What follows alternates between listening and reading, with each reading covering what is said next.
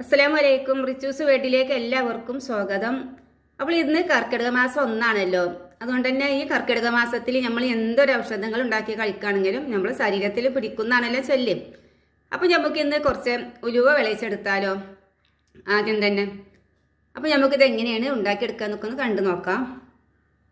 അങ്ങനെ ഇതാ ഉലുവ വിളയിച്ചെടുക്കാനായിട്ട് ഞാനിവിടെ കുറച്ച് ഉലുവ എടുത്തിട്ടുണ്ട്. ഞാൻ അതിൻ്റെ കണക്കൊന്നും നോക്കിയിട്ടില്ല. ഇനി നമുക്കിത് നല്ലോണം കഴുകിയിട്ട് കുക്കർക്ക് ഇട്ടിട്ട് നല്ലോണം വേവിച്ചെടുക്കണം. പിന്നെ ഇതാ 4 ശർക്കര എടുത്തിട്ടുണ്ട് മധുരത്തിന്. ഇത് നമുക്ക് നല്ലോണം ഒന്ന് ശർക്കരപ്പാനിയാക്കി എടുക്കണം. പിന്നെ ഇതാ ഒരു 1.5 തേങ്ങൻ്റെ പാലെടുത്തിട്ടുണ്ട്. പിന്നെ ഇത്തിരി ഏലക്കായിൻ്റെ പൊടി ഇട്ട് കൊടുക്കാം. ഇത്രയേ ഉള്ളൂ ആവശ്യം നമുക്ക് ഉലുവ വിളയിച്ചെടുക്കാൻ. ഏലക്കായി പൊടിച്ചതും കൂടെ ഇട്ട് കൊടുത്തിട്ടുണ്ട്. ഉലുവ ഇതവിടെ നല്ലോണം വേവിച്ചെടുത്തിട്ടുണ്ട്. ഇതുപോലെ വെന്ത് കിട്ടണം ഉലുവ, എന്നാലാണ് നമുക്ക് വിളയിച്ചെടുക്കുമ്പോൾ അത് കഴിക്കാനുള്ള പാകമായി കിട്ടുള്ളൂ. ഉലുവ ഇതാ ഞാൻ ഉരുളിയിലേക്ക് മാറ്റി.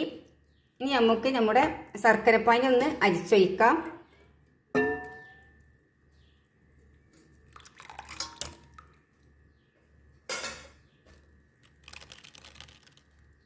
ഇനി നമുക്ക് തേങ്ങാപ്പാൽ ഒഴിച്ചു കൊടുക്കാം.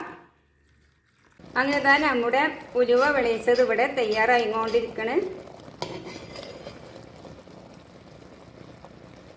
അങ്ങനെ ഇതാ നല്ല രുചിയോട് കൂടി ഉണ്ടാക്കിയെടുത്ത ഉലുവ വിളയിച്ചത് ഇതവിടെ തയ്യാറാക്കി കഴിഞ്ഞിട്ടുണ്ട്.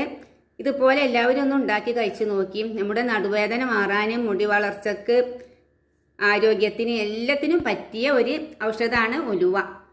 അപ്പോൾ ഈ കർക്കിടക മാസം കഴിഞ്ഞതിൻ്റെ ഉള്ളിൽ തന്നെ എല്ലാവരും ഒന്ന് ഇതുപോലൊക്കെ ഉണ്ടാക്കിയിട്ട് കഴിച്ചു നോക്കുക. അപ്പോൾ എൻ്റെ വീഡിയോ നിങ്ങൾക്ക് ഇഷ്ടപ്പെടുകയാണെന്നുണ്ടെങ്കിൽ എല്ലാവരും ഒന്ന് ലൈക്ക് ചെയ്യുക, ഷെയർ ചെയ്യുക, അതുപോലെ സബ്സ്ക്രൈബ് ചെയ്യുക.